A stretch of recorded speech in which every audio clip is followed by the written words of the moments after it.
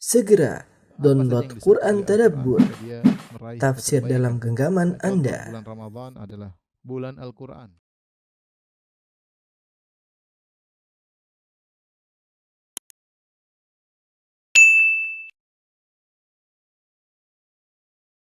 Bismillahirrahmanirrahim. Assalamualaikum warahmatullahi wabarakatuh.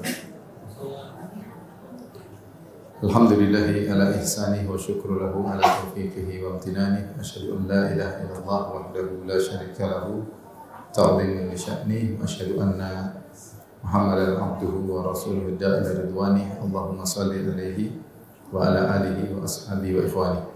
Ibu-ibu yang dirahmati oleh Allah Subhanahu wa taala, kita melanjutkan bahasan kita dari tafsir juz 29, dan pada kesempatan yang bahagia ini kita akan membahas tentang tafsir surat Al-Muzammil ya. Al-Muzammil. Al-Muzammil artinya orang yang berselimut ya, orang yang berselimut. Surat ini diperselisihkan oleh para ulama apakah dia termasuk dari surat Al-Madaniyah atau surat Al-Makkiyah ya. Yaitu diturunkan ketika Nabi masih di Mekah ataukah diturunkan ketika Nabi sudah berhijrah ke kota Madinah. Namun mayoritas ulama berpendapat bahwasanya surat ini adalah surat Makkiyah. Dan selalu saya ingatkan bahwasanya di antara ciri-ciri surat Makkiyah yaitu berbicara tentang iman kepada hari akhirat, bantahan terhadap orang kafir Quraisy ya.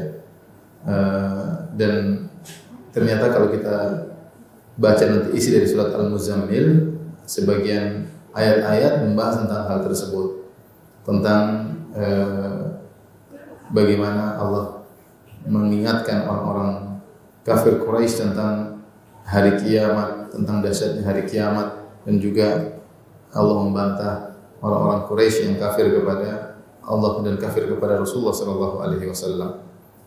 Tapi kita mulai dari ayat yang pertama. Allah Subhanahu wa taala berfirman, "Ya ayyuhal muzammil." Wahai orang yang berselimut. Di sini ayat turun kepada Nabi Muhammad sallallahu alaihi wasallam. Dan zahir daripada ayat ini bahwasanya Rasulullah SAW sedang berselimut, artinya sedang tidur. Dan di antara kebiasaan Nabi sallallahu alaihi wasallam adalah tidur berselimut, terutama ketika dalam kondisi dingin ya. Sebagaimana dalam satu hadis ketika Rasulullah sallallahu alaihi wasallam turun dari Gua Hira dalam kondisi ketakutan, maka Nabi berkata kepada Khadijah radhiyallahu taala anha, "Zammiluni, zammiluni." Selimuti aku, selimuti aku. Jadi Rasulullah SAW sedang tidur dalam kondisi berselimut, dan ini menunjukkan tidur yang pulas ya. Kita bayangkan tidur pakai selimut, bisa jadi di musim dingin ya. Kemudian Allah Subhanahu wa taala memanggil Nabi, "Ya ayyuhal muzammil," wahai yang berselimut. Dipanggil buat apa? Qumil laila illa qalila. Bangunlah engkau untuk salat malam ya. Jadi metode Allah ketika memanggil Nabi dengan menyebut sesuatu yang sedang dipakai oleh Nabi, wahai yang sedang berselimut, ini kata para ulama adalah bentuk al-mulatafah. Mulatafah itu bentuk kelembutan ya, kepada yang dipanggil. Dan ini adalah kebiasaan orang Arab. Orang Arab kalau kelembutan memanggil seseorang, maka dia memanggil seorang dengan yang sedang dialami oleh orang tersebut. Seperti ketika Nabi sallallahu alaihi wasallam membangunkan Ali bin Abi Thalib yang sedang tidur di Masjid Nabawi sementara tubuhnya penuh dengan tanah, maka Rasulullah SAW berkata, "Qum ya Aba Turab." Wahai, bangunlah wahai Abu Turab, yaitu orang yang sedang dipenuhi oleh tanah.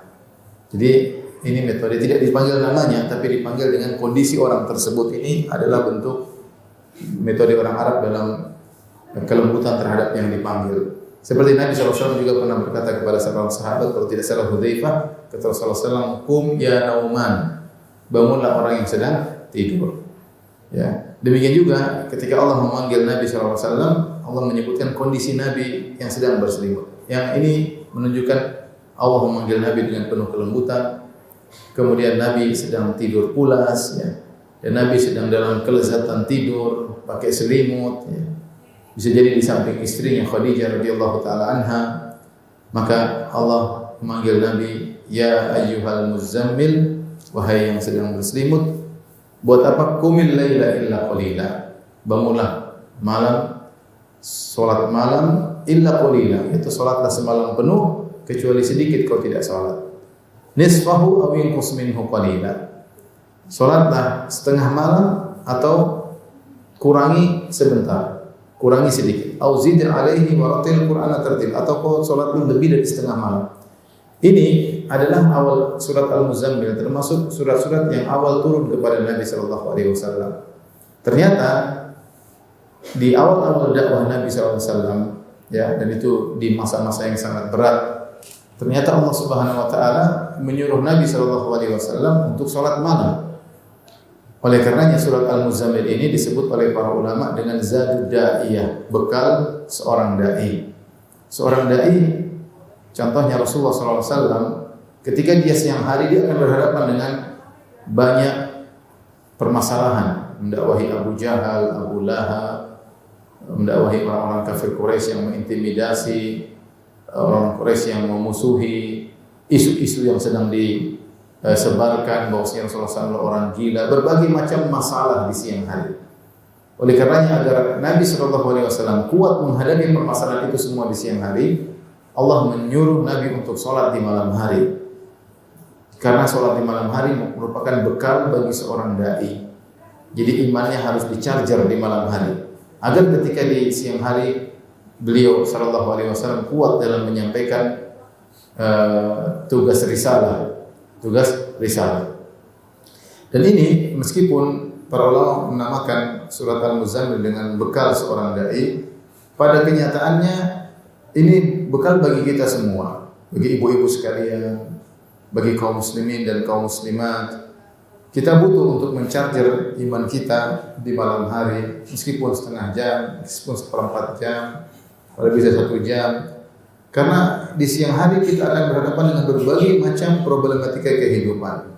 Problematika kehidupan rumah tangga, bertetangga, problematika medsos, macam-macam. Kita harus punya bekal charger iman yang kuat sehingga Allah membimbing kita ketika di siang hari. Oleh karenanya kita semua perlu untuk meresapi makna dari surat Al-Muzammil. Namun ketika Allah Subhanahu wa taala menyuruh Nabi untuk salat malam, maka berat di awal-awal Allah suruh salat malam semalam suntuk kecuali sedikit. Kata Allah, qumil laila, salatlah semalam suntuk illa qalila, kecuali sedikit kau tidak salat. Artinya kalau malam itu 8 jam, taruhlah kita misalnya ba'da isya misalnya jam 8 misalnya jam 8, kemudian subuh misalnya jam 4, ya. 8, 9, 10, 11, 12, 1, 2, 3, 4, taruhlah 8 jam malam itu, maka Rasulullah disuruh sholat mungkin 6 jam. Bayangkan, ini di awal-awal dakwah, disuruh sholat 6 jam. Qumil laila illa qalila, sholatlah semalam suntuk kecuali sedikit, artinya jangan 8 jam sepenuhnya, tapi 6 jam. Nisfahu, atau kau sholat setengah malam, itu 4 jam. Awin kus minhu qalila, atau 3,5 jam atau 3 jam, kurangi sedikit. Au zid alaihi, atau kau tambah dari setengah jam, itu 5 jam. Subhanallah. Jadi Allah Subhanahu wa taala menyuruh Nabi untuk salat dalam waktu yang panjang, 6 jam atau 4 jam atau 6 jam atau 5 jam atau 4 jam atau 3 jam. Ini di awal-awal dakwah Nabi sallallahu alaihi wasallam. Dari sini ibu-ibu dirahmati oleh Allah Subhanahu wa taala, para ulama mengambil faedah bahwasanya salat malam itu yang penting adalah durasinya. Berapa lama kita salat malam? Mau salat setengah jam boleh, 1 jam boleh, 2 jam boleh, 3 jam boleh. Yang penting durasinya, ya. Setengah malam, seperempat malam, sepertiga malam, silakan yang semampu kita untuk kita lakukan. Yang penting kita salat malam, ya. Mau salat dengan 11 rakaat boleh. Kalau kita punya hafalan-hafalan yang panjang sehingga dengan 11 rakaat kita bisa sholat berjam-jam. Tapi kalau kita nggak punya hafalan, kita boleh sholat lebih dari 11 rakaat. Mau 20, mau 30, yang penting durasinya panjang. Oleh karenanya dalam satu hadis kata Rasulullah SAW, ya, ahabbus salati ila Allah salatu Daud.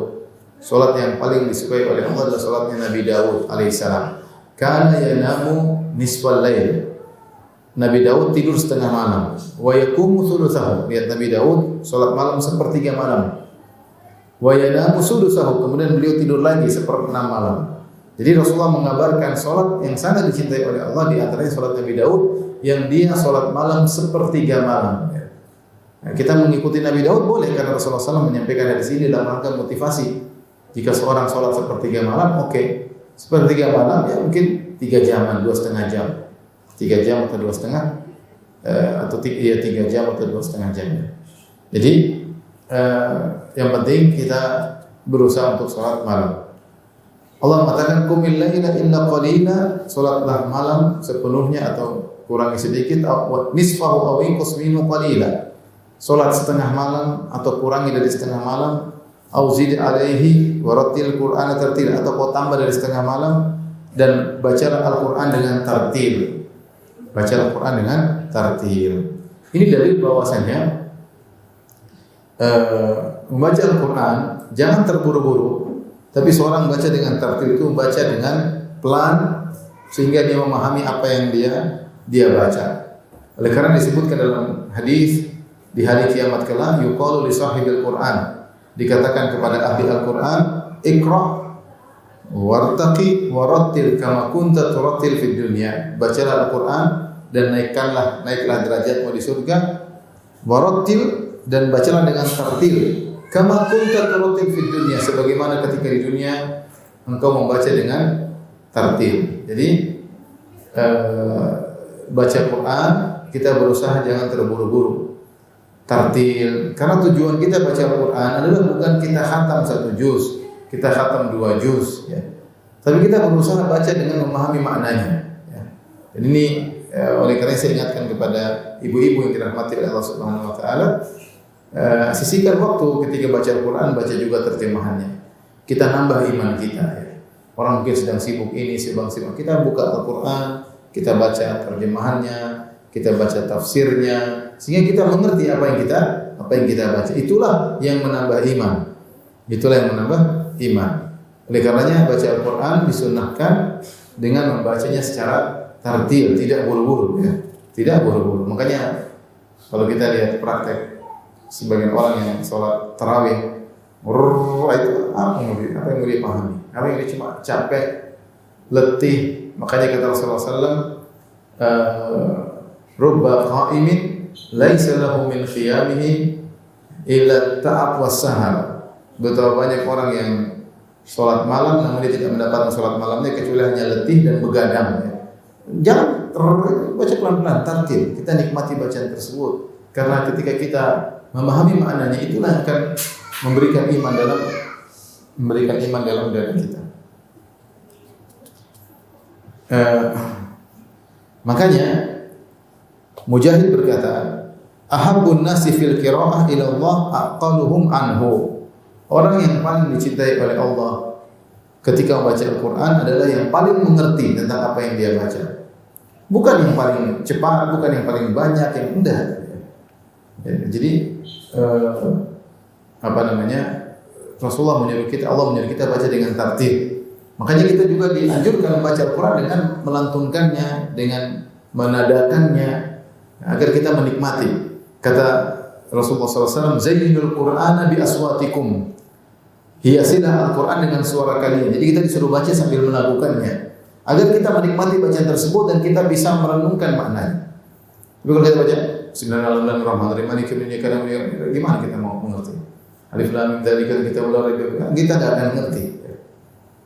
Kita baca pelan-pelan sambil kita lakukan, sambil kita renungkan. Bahkan Rasulullah SAW berkata, laisa minna man lam yataghanna bil Qur'an. Bukan dari golonganku orang yang tidak melakukan bacaan Al-Qur'an. Makanya Abu Hasan Al-Asy'ari ketika baca Al-Qur'an dengan lantunan yang indah, Rasulullah SAW memuji dengan berkata, laqad utiya hadza mizmarun min mazamiri ali Daud.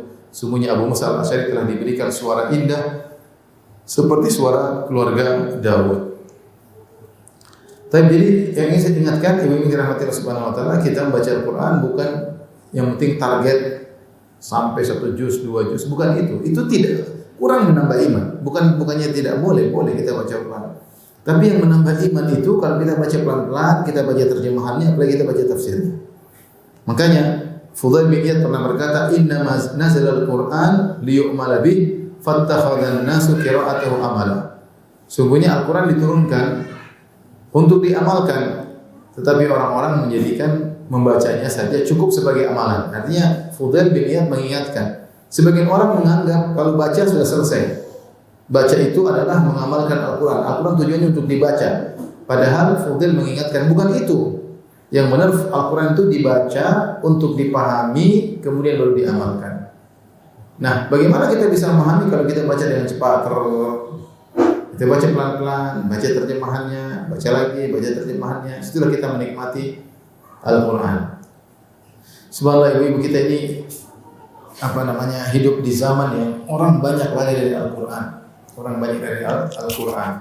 Waktu kita habis untuk lihat berita-berita di medsos, waktu kita habis untuk komentar sana, komentar sini, waktu kita habis untuk membalas WhatsApp di grup, ya, waktu kita habis untuk melihat komentar di Facebook, ya.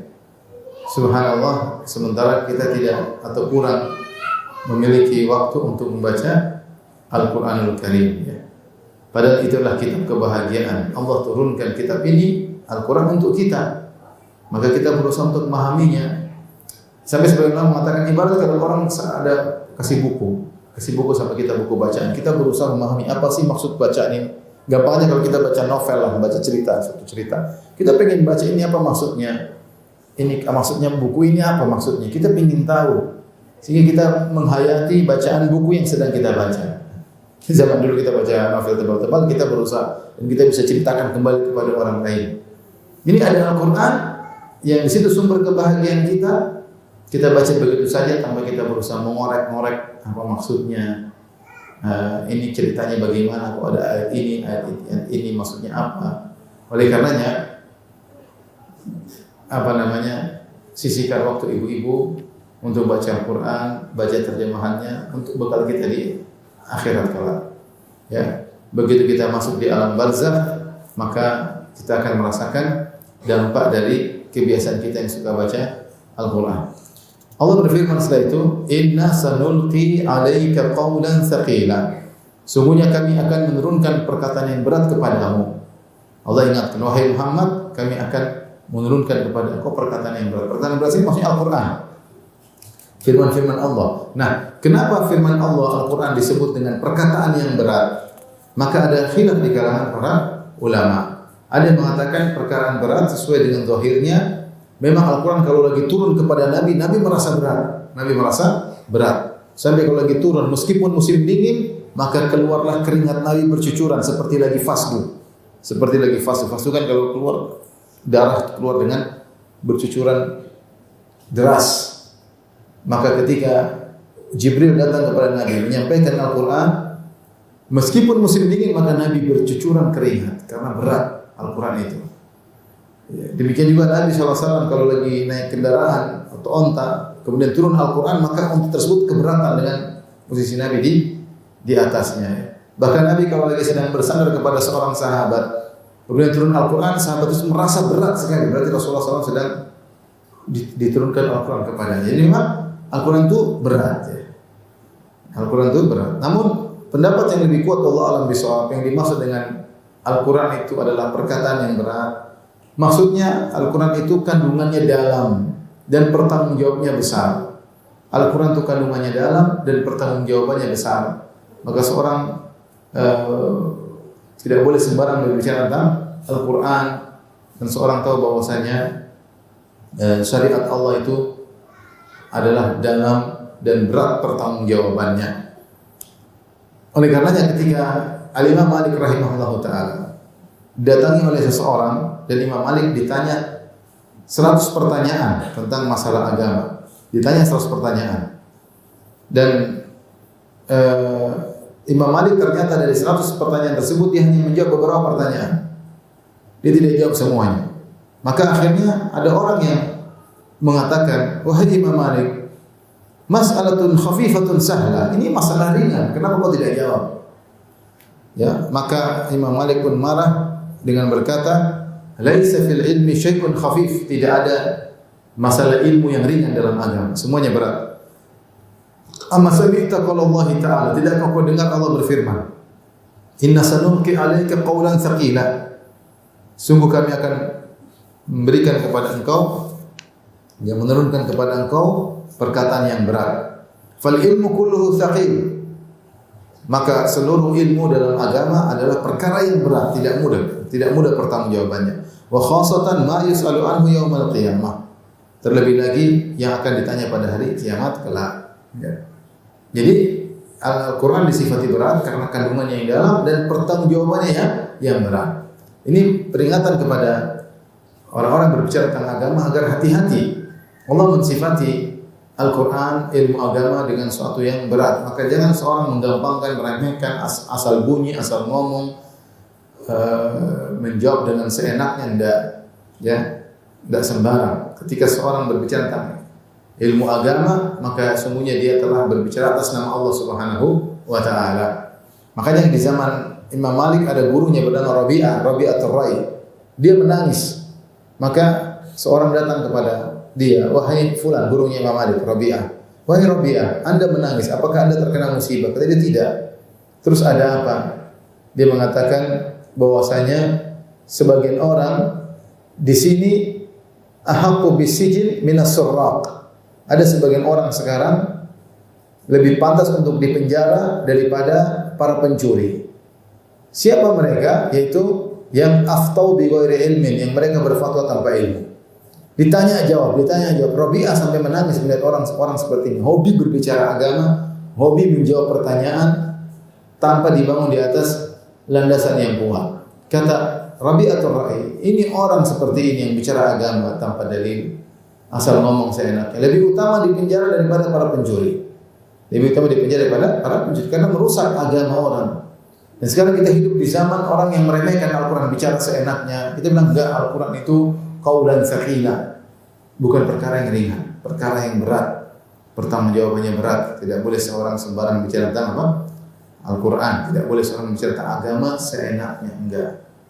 Orang sekarang hobi bicara agama pakai pendapat lah, pakai inilah, dilarikan kepada tradisi lah, macam-macam. Enggak. Kita tahu bahwasanya agama adalah diturunkan oleh Allah Subhanahu wa Ta'ala dan urusannya berat. Kemudian Allah berfirman ayat ke-6, inna nashi'atal laili hiya ashaddu wata'an wa aqwamu qila. Sungguhnya bangun malam itu lebih kuat mengisi jiwa dan bacaan pada waktu itu lebih berkesan. Saya ulangi, kata Allah, inna nashi'atal laili, sungguhnya bangun di malam hari setelah tidur kemudian bangun, hiya ashaddu wata'an, lebih kuat, lebih mengena, wa aqwamu qila, dan lebih berkesan. Ini dalil bahwasanya Al-Quran yang paling bagus memang dibaca di malam hari, apalagi disertai sholat.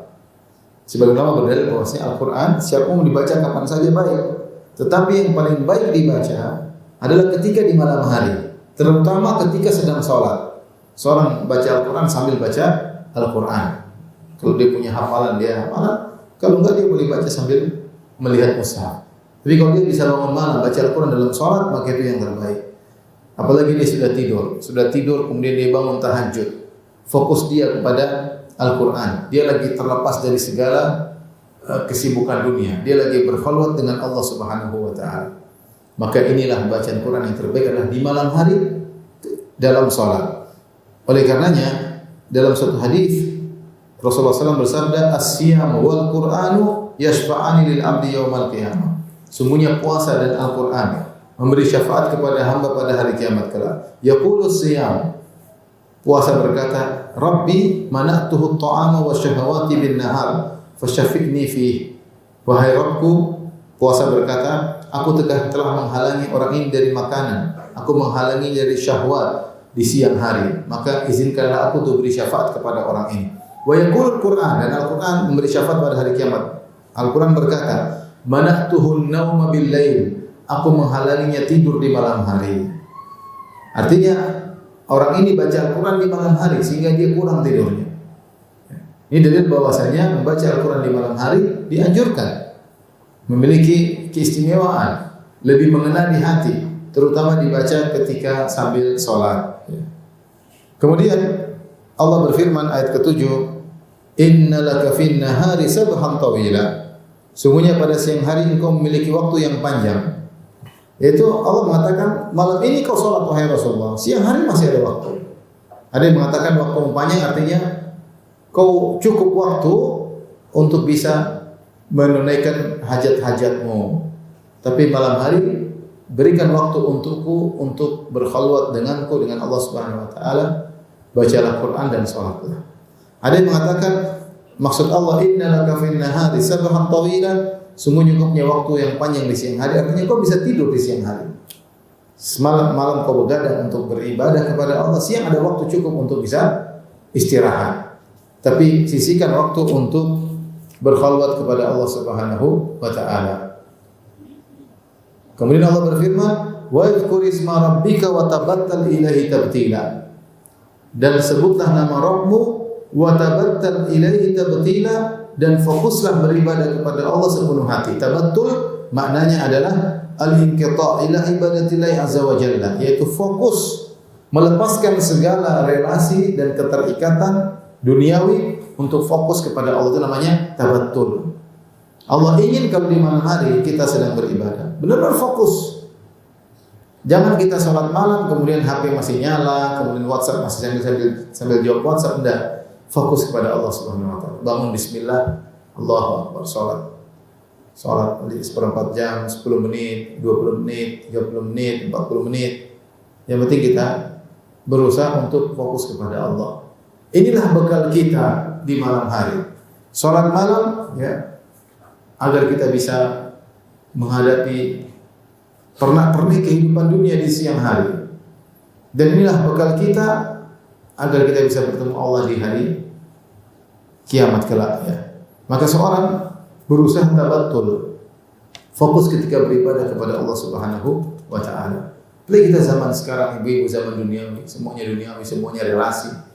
Orang bisa mengkontak kita kapan saja, WhatsApp kita, koneksi kita terbuka 24 jam, Instagram, Facebook, orang bisa, sehingga kita selalu sibuk dengan connecting dengan dunia. Kita lupa untuk connecting dengan Allah Subhanahu wa taala. Kita semua sedang membutuhkan sekarang ibu-ibu fokus beribadah kepada Allah. Umur semakin bertambah, kekuatan semakin lemah, ya.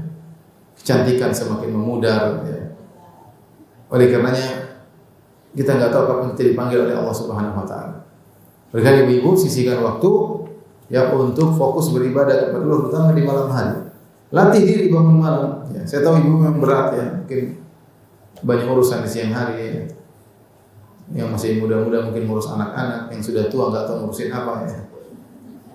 Urusan banyak siang hari. Malam hari bangun. Saya nggak minta banyak-banyak, saya minta 1/4 jam aja. Cuci muka, bangun, berdoa, sholat 1, 3 rakaat, 5 rakaat, berdoa kepada Allah, curhat kepada Allah,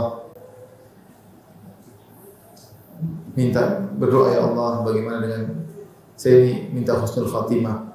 Ya Allah, ingin di alam barzakh mendapatkan taman surga di alam barzakh, ingin dibangkitkan dengan keselamatan, ingin dihisab dengan hisab yang ringan, ingin bisa melewati sirat dengan nyaman, ingin dimasukkan surga, ingin dikumpulkan bersama keluarga di surga kelak. Ya Allah, tutuplah aib-aibku di dunia, tutuplah aib-aibku di akhirat. Banyak yang mau kita minta. Ya Allah, anak-anakku, perhatikan mereka. Ya Allah, jagalah agama mereka, bimbinglah mereka. Banyak kita mau doakan. Ya Allah, kedua orang tua yang sudah meninggal dunia, ya Allah, berilah cahaya pada kuburan mereka, tingkatkanlah derajat mereka, ampun dosa-dosa mereka. Banyak yang mau kita minta. Di siang hari sibuk melulu. Sibuk WhatsApp, sibuk Instagram, sibuk lihat inilah, lihat anu lah, lihat komentar ini, komentar anu, berita ini, berita anu ya, berita artis, berita politik, berita macam-macam. Oleh karenanya jangan lupa ada wa tabattal ilaihi tabtila, wa dzkur isma rabbika, sebutlah nama Rabbmu, yaitu berdoa dengan bertawassul dengan nama Allah. Wa tabattal ilaihi tabtila, fokuslah engkau untuk berdoa kepada Allah Subhanahu wa taala. Selain Allah berfirman ayat ke-9, Rabbul masyriqi wal maghribi la ilaha illa huwa fattakhidhu wakila. Dialah Allah yang yang memiliki timur dan barat. Tidak ada yang berhak disembah kecuali Dia semata. Fattakhidhu wakila, jadikan Allah sebagai pelindungmu, sebagai penolongmu. Di sini Allah mengingatkan ya, agar bertawakal kepada Allah. Karena Dialah Allah yang menciptakan alam semesta. Dialah yang menguasai langit dan bumi. Dia yang menguasai timur dan barat. Semua dari timur dan barat milik Allah Subhanahu wa taala. Dia yang mengatur segalanya. Allah Subhanahu wa taala di atas arsy dan seluruh yang di bawah arsy di bawah aturan Allah Subhanahu wa taala. Yudabbirul amra minas sama'i ilal ardi. Aturan Allah turun dari langit sampai ke bumi.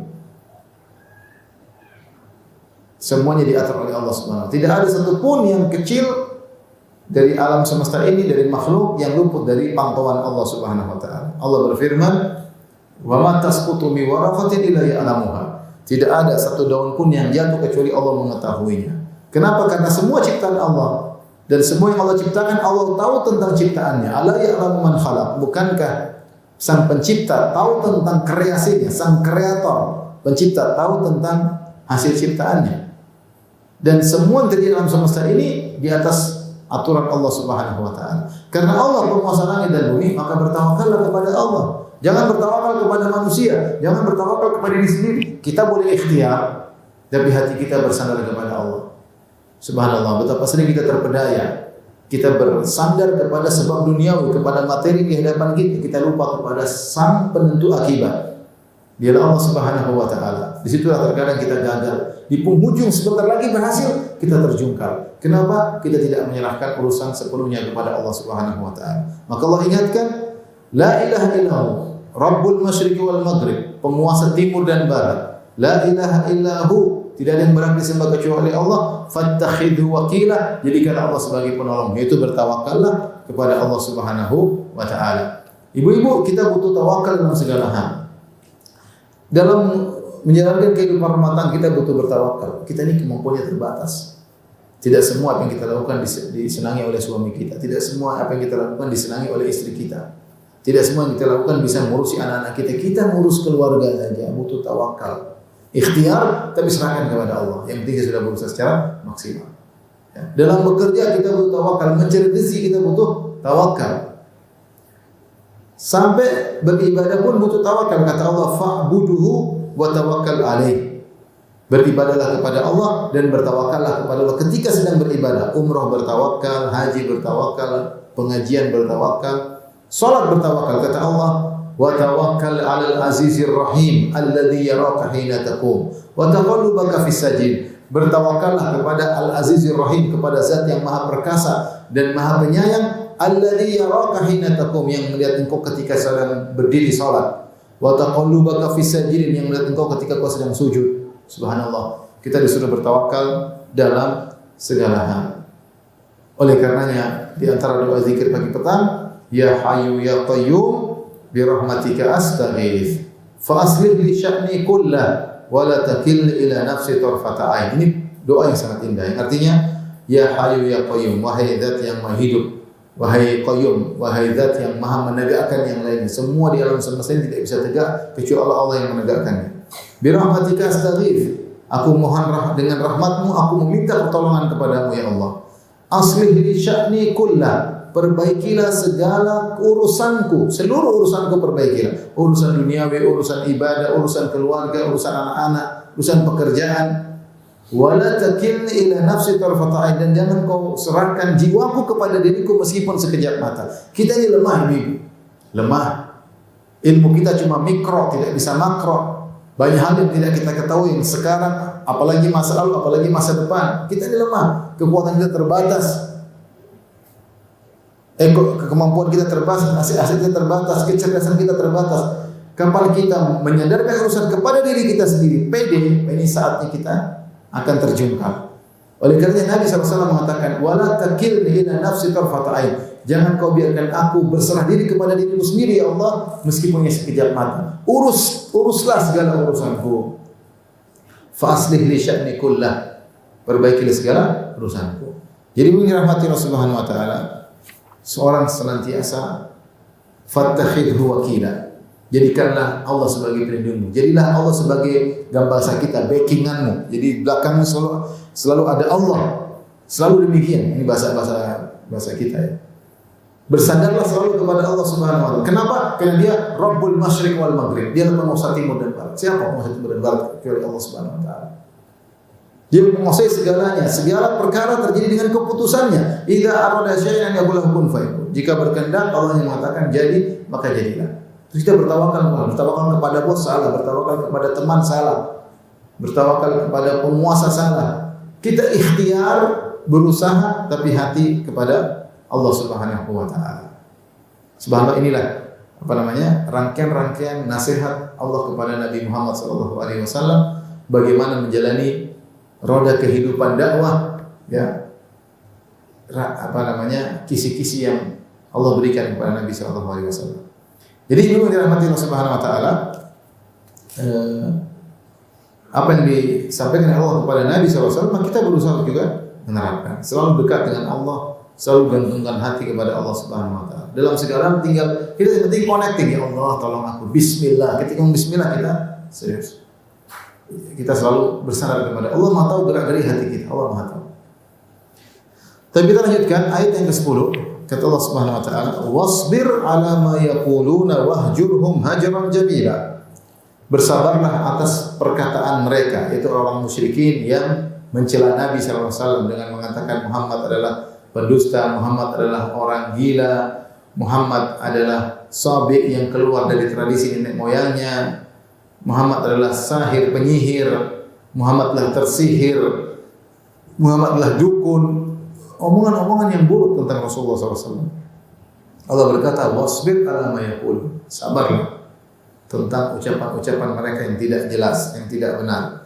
Wahjurhum hajran jamila. Allah suruh cuekin mereka. Kata Allah, tinggalkanlah mereka dengan cara yang baik. Jangan digubrisi. Dia ngomong jalan terus berdakwah. Sampaikan al-haq. Jangan sedikit ngomong sedikit langsung tersinggung, langsung balas, langsung respon. Enggak perlu. Kamu di atas kebenaran ya Rasulullah, jangan terus, tidak perlu respon terhadap pernyataan mereka. Kalau harus respon dengan semua apa yang mereka tuduhkan, maka tidak akan selesai. Dakwah terhambat. Caranya bagaimana? Cuekin. Tinggalkan dengan cara yang baik. Lanjutkan perjalananmu dalam menyampaikan al-haq. Wahjurhum hajran jamila. Tinggalkanlah mereka dengan cara yang baik. Ini Allah menyuruh Nabi terutama ketika di Mekah di awal-awal dakwah. Kalau semua perkataan Abu Lahab mau diurusin, kalau semua perkataan Abu Jahal mau diurusin, mau direspon oleh Nabi, Nabi kapan bisa berdakwah? Sibuk merespon mereka terus.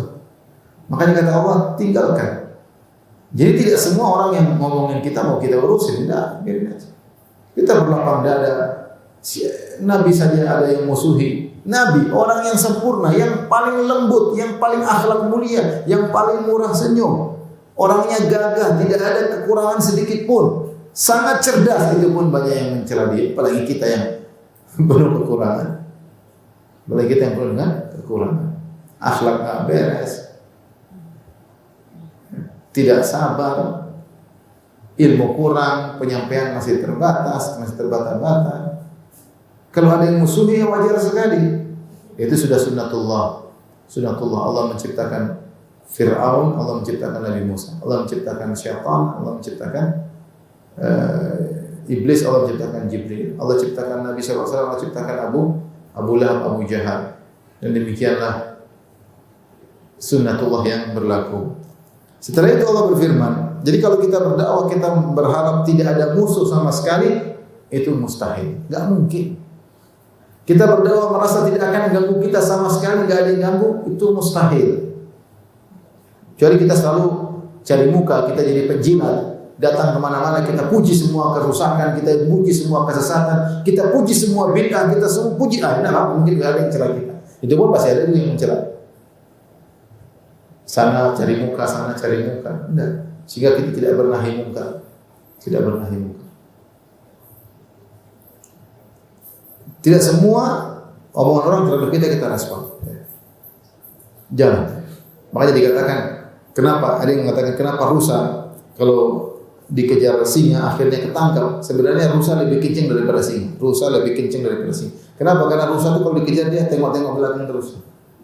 Lama-lama ketangkap sama apa? Singa. Kalau dia lari terus, tidak usah tengok, dia akan lolos. Baik, kita lanjut ayat ke-11 ibu-ibu. Wa dzarni wal mukadzibina ulil na'mati wa mahilhum qalila.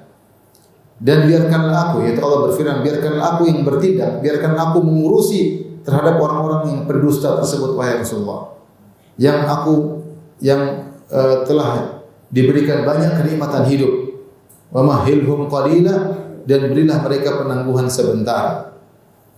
Jadi Allah mengatakan kepada Rasulullah, ada orang pendusta, itu pembesar-pembesar Quraisy seperti Abu Jahal, Al-Walid bin Al-Mughirah dari Bani Makhzum, ya. Mereka disebut oleh Allah ulil ni'mah, diberi kenikmatan.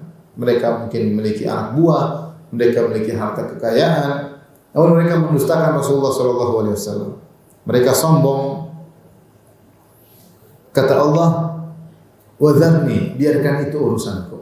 "Wa mahilhum qalilan", tangguhkanlah urusan mereka sebentar. Aku akan mengurusi mereka. Ya. Jadi di antara metode yang disebutkan oleh Syekhul Islam Ibnu Taimiyah rahimahullah taala, ketika kita dizalimi oleh orang, dituduh yang tidak-tidak, kita punya dua pilihan. Pilihan pertama kita bantah, kita hadapi. Pilihan kedua kita cuekin, kita serahkan kepada Allah. Dan Ibnu Taimiyah rahimahullah taala menganjurkan pilihan kedua, serahkan kepada Allah. Allah yang ngurusi. Pasti ada penghujungnya. Jangan kau yang ngurusin, biarkan Allah yang mengurusi. Cepat atau lambat kau akan lihat hasilnya yang terbaik bagimu. Jadi memang berat. Kebanyakan kita kalau diganggu, didustakan atau diolok-olok, kita langsung sikat, kita balas. Ibnu Taimiyah mengatakan, jangan. Kalau bisa enggak usah, serahkan kepada Allah, biar Allah yang ngurusin. Lihat Allah mengatakan kepada Nabi, "Wa dzarni wal mukadzibina ulil na'mah", biarkan aku yang ngurusin mereka ya Rasulullah. Kau berpaling aja dari mereka, cuekin. Wahjurhum hajaran jamila, tinggalkan mereka, cuekin. Aku yang ngurusin orang-orang ini. Abu Jahal, Abu Lahab urusanku. Dan subhanallah betapa banyak keajaiban terjadi. Kita mungkin diganggu, kita serahkan kepada Allah. Enggak usah, nanti Allah yang ngurusin mereka. Tiba-tiba kita mendengar kejadian begini, kejadian begitu, serahkan kepada Allah. Yakin aja, yakin. Yang penting kita berusaha beribadah kepada Allah. Kita bilang, ya Allah, aku serahkan urusanku kepadamu. Fawwadtu amri ilaik, aku tidak mampu menghadapi itu ya Allah. Aku serahkan urusanku. Kita serahkan kepada Allah, kemudian kita pasrahkan. Biar Allah punya cara menghadapi musuh-musuh tersebut. Dan akhirnya orang-orang tersebut dibinasakan oleh Allah. Abu Jahal di perang Badar binasa, ya. Baik, dengan cara Allah Subhanahu wa taala. Setelah itu Allah berfirman ayat ke-12 sampai 14, "Inna ladaina ankala wa jahima." Sungguhnya di sisi kami ada belenggu-belenggu yang berat dan neraka yang menyala-nyala. Ankala maksudnya belenggu yang berat, itu di akhirat kelak. Wa jahima, dan api yang menyala-nyala. Artinya Allah mengatakan, kalau mereka tidak disiksa sekarang, nanti di akhirat Allah yang ngatur. Tapi ternyata mereka juga tewas dalam perang Badar. Tapi Allah mengingatkan, nanti akan ada siksaan yang aku siapkan buat mereka. Inna ladaina ankala wa jahima. Di sisi kami ada belenggu-belenggu yang berat dalam neraka jahanam. Wa jahiman, api yang menyala-nyala. Wa ta'aman dha ghussatin wa adzaban alim. Dan ada makanan yang kecantol di sini. Ghussah itu maksudnya yang menyumbat kerongkongan. Artinya kalau kita misalnya makan duri atau makan apa kecantol di sini, itu kan menyakitkan, enggak enak, gitu. Enggak enak, sakit sekali. Makanan yang akan dihidangkan bagi penghuni neraka jahanam di antaranya ghussah, nyantol di sini. Wa ta'aman dha ghussatin wa adzaban alima, dan azab yang pedih. Namun nanti azab tersebut kapan? Yauma tarjuful ardu wal jibalu wa kanatil jibalu kathiban mahila. Yaitu pada hari kiamat ketika bumi dan gunung-gunung berguncang dengan keras. Wa kanatil jibalu kathiban mahila. Gunung-gunung yang tadinya kokoh keras, gunung batu, tiba-tiba hancur lebur seperti pasir debu yang berterbangan. Subhanallah.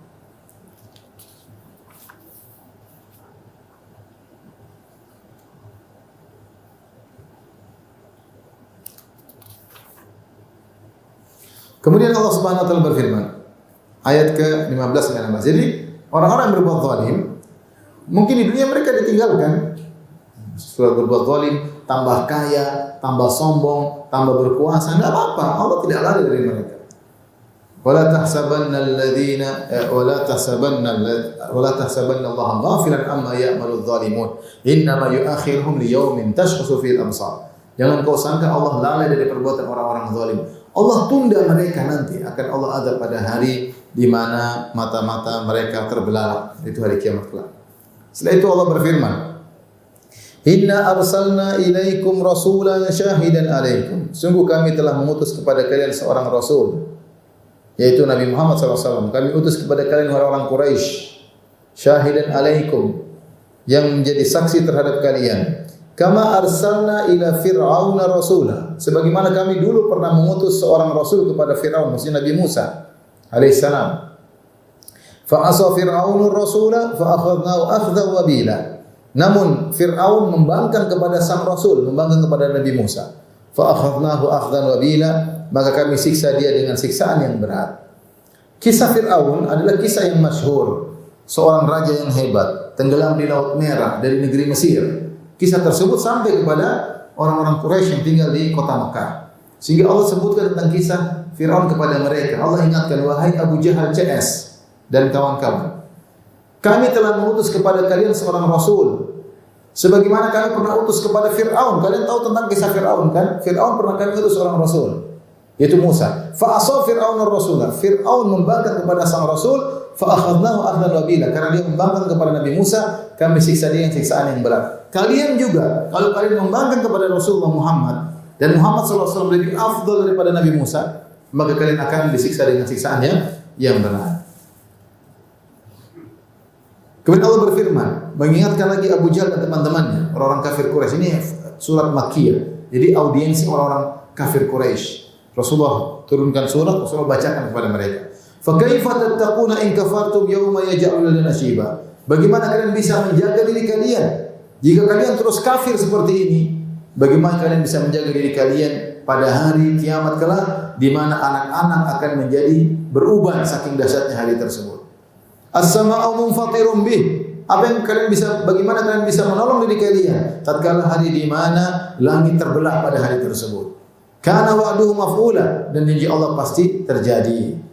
Inna hadhihi tazkirah, ini hanyalah peringatan wahai Abu Jahal dan teman-temannya. Faman syaa'a attakhadha ila rabbi sabila. Siapa yang ingin berkehendak, maka dia bisa mengambil jalan yang lurus kepada Tuhannya.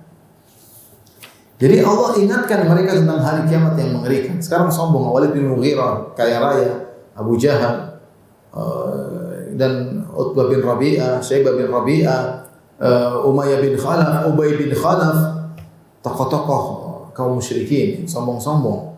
Ya, Allah ingatkan nanti ada hari kiamat mengerikan. Hari itu kalau ada anak kecil bertemu dengan hari tersebut, maka rambutnya langsung menjadi putih, perubahan hormon yang dadakan, saking ketakutan yang luar biasa, rambut jadi putih. Hari tersebut bagaimana kau bisa kabur sementara langit terbelah, bintang-bintang berjatuhan? Kalau kau terus berkafir seperti ini, bagaimana kau bisa menyelamatkan dirimu pada hari tersebut? Ini hanyalah peringatan. Siapa yang ingin baik, maka silakan tempuh jalan yang baik menuju Allah Subhanahu wa taala. Kemudian Allah menyampaikan ayat yang terakhir dalam surat Al-Muzammil ayat 20, cukup panjang, kita bacakan. Inna rabbaka ya'lamu annaka taqumu adna min thuluthayil laili wa nisfahu wa thuluthahu wa ta'ifatun minal ladzina ma'ak. Sungguhnya Tuhanmu mengetahui bahwa engkau wahai Rasulullah salat kurang dari 2/3 malam. Salat kurang dari 2/3 malam atau kurang dari 1/2 malam. Atau kau salat 1/3 malam. Jadi Rasulullah kadang salat 2/3 malam, terkadang setengah malam, terkadang 1/3 malam. Wa ta'ifatun minal ladzina ma'ak. Dan ada sekelompok orang-orang beriman yang ikut salat bersamamu. Jadi mereka salat malam bersama Nabi. Wallahu yuqaddirul laila wan nahar. Dan Allah yang menetapkan ukuran siang dan malam. Allah tahu 1/3, 1/2. Para sahabat dulu salat mungkin mereka tidak ngerti karena tidak ada jam ketika itu. Mereka hanya melihat pergerakan bulan. Tapi Allah tahu kau salatnya berapa lama, Allah tahu. 1/3 kek, 1/2 kek, 2/3 kek, kurang atau lebih Allah tahu. Wallahu yuqaddirul laila wan nahar. Allah mengetahui yang menentukan siang dan malam. Alima allan tuhsuhu fataba alaikum. Allah mengetahui bahwa kamu tidak dapat menentukan batas-batas waktu itu, maka dia memberi keringanan kepada kalian. Faqra'u ma tayassara minal Qur'an, maka bacalah yang mudah bagimu dari Al-Qur'an. Ya. Jadi salat malam tidak harus panjang-panjang, yang penting yang mudah. Karena tidak semua orang kuat. Ya. Allah berfirman juga, "Alima an sayakunu minkum marda." Allah tahu juga di antara kalian akan ada yang sakit. Wa akharuna yadribuna fil ardi yabtaguna min fadlillah. Dan di antara kalian ada orang-orang yang berjalan di atas muka bumi untuk mencari rezeki Allah. Wa akharuna yuqatiluna fi sabilillah. Dan di antara kalian ada yang berjihad di jalan Allah. Faqra'u ma tayassara min. Maka jangan lupa bacalah Al-Qur'an yang mudah bagi kalian. Aqimus salata wa atuz zakah. Jangan lupa tegakkan salat dan tunaikan zakat. Wa aqridullaha qardan hasanah. Dan berilah pinjaman kepada Allah dengan pinjaman yang baik. Wa ma tuqaddimu li anfusikum min khairin tajidu indallah. Perbuatan kebaikan yang kau lakukan untuk diri kalian, kalian akan dapati hasilnya di sisi Allah. Huwa khairan wa a'zama ajra. Hasilnya akan lebih baik dan lebih besar pahalanya. Wastaghfirullah, beristighfarlah kepada Allah. Innallaha ghafurur rahim, sesungguhnya Allah Maha Pengampun lagi Maha Penyayang. Ayat ini para ulama menyatakan bahwasanya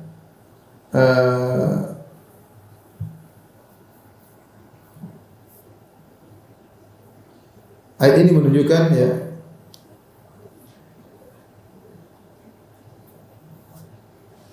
salat malam tadinya dikerjakan sampai lama di awal surat. Tadi Allah mengatakan qumil laila illa qalila, salatlah setengah malam, kemudian setengah atau panjang. Tapi di ayat terakhir ini Allah mengatakan boleh 2/3, boleh setengahnya, boleh 1/3 ya. Kemudian Allah mengatakan bacalah yang mudah bagimu, menunjukkan salat malam tidak harus dengan waktu tertentu. Yang penting baca Quran semudahnya. Artinya kalau seorang salat malam 15 menit oke. Seorang malam salat 10 menit oke, masih dikatakan ya salat malam. Yang penting salat malam ya. Dan ada yang mengatakan setelah turun di akhir ayat ini maka salat malam tidak wajib lagi. Di awal dakwah salat malam wajib. Ada yang mengatakan wajib bagi Nabi dan wajib bagi para sahabat. Namun ketika turun ayat ini Allah mengatakan bacalah yang semudahnya. Ada yang akan sakit di antara kalian, ada yang akan safar sehingga tidak wajib lagi salat malam. Yang wajib hanya salat lima waktu. Namun ini semua menunjukkan bahwasanya salat malam sangat dianjurkan. Rasulullah SAW bersabda, "Alaikum biqiyamil lail." Hendaknya kalian salat malam. Fa innahu da'bu shalihin qablakum. Salat malam adalah kebiasaan orang-orang saleh sebelum kalian. Wa huwa qurbatan ila rabbikum, dan dia adalah mendekatkan kalian kepada Allah. Wa maghfaratun lisayyi'at, akan menghapuskan dosa-dosa. Wa manhatun lil itsm, dan mencegah kalian dari perbuatan dosa. Ini fungsi salat malam. Salat malam merupakan kebiasaan orang-orang saleh. Salat malam mendekatkan seorang kepada Allah. Salat malam menghapuskan dosa-dosa. Salat malam mencegah dari kemaksiatan. Maka Allah sedang turun langit ke langit dunia mencari hamba-hambanya. Kita saatnya cari muka, bangun. Meskipun ngantuk, meskipun sedang berselimut, lepaskan selimut tersebut, pergi ke kamar mandi, kemudian siap-siap, kemudian sholat. Bismillah, Allah perhatian. Kita cari muka sama Allah Subhanahu wa Ta'ala. Setelah sholat 10 menit, 15 menit, angkat tangan minta kepada Allah Subhanahu wa Ta'ala.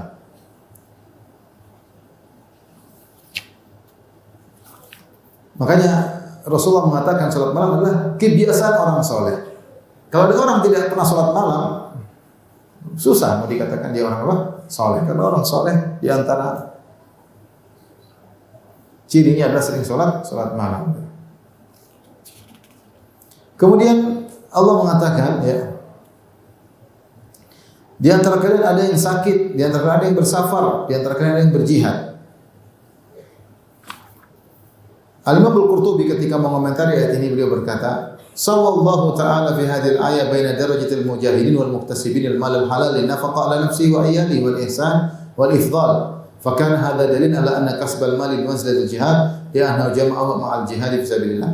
Di sini Allah gandengkan alima an sayakunu minkum marda wa akharuna yadribuna fil ardi yabtaguna fadlillah wa akharuna yaqatiluna fi sabilillah. Kata Allah, di antara kalian ada yang berjalan di atas muka bumi untuk mencari nafkah, di antara kalian ada yang berjalan di atas muka bumi untuk berjihad. Di sini Allah gandengkan antara orang yang mencari nafkah dengan orang yang berjihad. Kata Imam Al-Qurtubi, ini dalil bahwasanya mencari nafkah yang halal seperti berjihad di jalan Allah.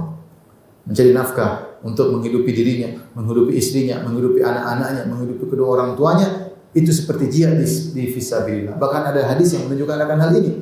Rasulullah SAW menyatakan, jika dia mencari nafkah untuk dirinya, untuk anak-anaknya, untuk istrinya, untuk orang tuanya, maka dia jihad fisabilillah. Tapi makanya mencari harta yang halal itu sebenarnya jihad. Makanya motivasi suami, cari harta yang halal. Kau sedang berjihad di jalan Allah. Semua yang haram-haram tinggal, yang meragukan tinggal. Karena ketika seorang suami berjuang mencari harta yang halal, dia sedang berjihad. Dan ketika sang istri memotivasi dia untuk mencari harta yang halal, maka insya Allah istri juga mendapatkan pahala tersebut. Karena dia motivasi suaminya untuk mencari harta yang halal. Kita sekarang hidup di zaman harta haram sangat banyak, beredar di mana-mana, berbagai macam cara metode untuk meraih harta haram. Jangan terbedaya, hidup cuma sekali. Seorang laki sedang mencari harta yang halal, dia sedang berjihad di jalan Allah Subhanahu wa taala. Kemudian Allah mengatakan, "Wa aqimus salata wa atuz zakata wa aqridullaha qardan hasan." Dirikan salat, bayar zakat dan jangan ragu-ragu untuk berinfak kepada Allah dengan infak yang baik. Perhatikan Allah mengatakan infak yang baik dengan qardan. Qardan itu bahasa Arab artinya hutang. Allah menamakan sumbangan atau sedekah yang kita keluarkan di jalan Allah dengan kita memberi hutangan kepada Allah.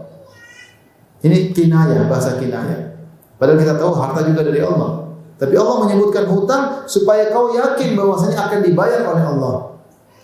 Kalau kita ada orang triliuner pinjam uang sama kita, miliarder pinjam uang sama kita, kebetulan dia tidak bawa ATM-nya, kita kasih pinjam, kita kasih pinjam, dia apalagi pinjam cuma 1 juta, kita pinjemin karena kita tahu dia sangat kaya raya, uang 1 juta dia akan kembalikan. Nah, apatah lagi kalau kita kasih pinjaman kepada Allah yang asetnya tidak terbatas, yang Allah Maha Kaya. Allah menamakan apa yang kita sumbangkan dengan Allah meminjam supaya kita tenang bahwasanya pinjaman tersebut pasti dikembalikan di dunia sebelum di akhirat. Di akhir ayat kata Allah Subhanahu wa taala, "Wa ma tuqaddimu li anfusikum min khairin tajiduhu indallahi wa khairan wa 'azama ajra."